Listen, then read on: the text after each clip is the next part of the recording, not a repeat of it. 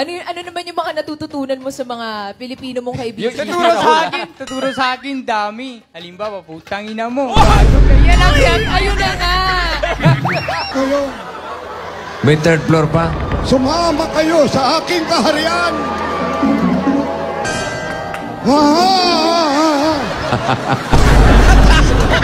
Ayoko na.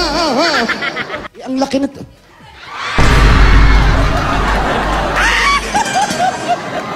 Nay, ba't di niya nilalak? Wala naman tumitingin. Kanina ka pa namin inaantay ng lola at Dora mo.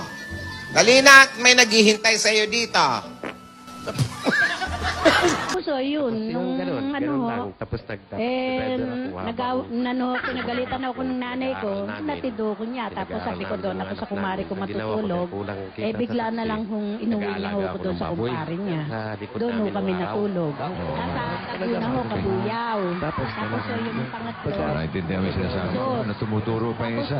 kailangan niya Tapos ko po, yung nasa nawakan. habang nag-aaral yung mga bata. Tigilin nyo ba? Nako, bossing! Matanda ko pa nung unang panahon. Pumaplasback ba? May pumaplasback? Sandali naman! Ginaganyan eh. Tapos gumanon ako eh. Ano nangyari? Sumabit. Sumabit.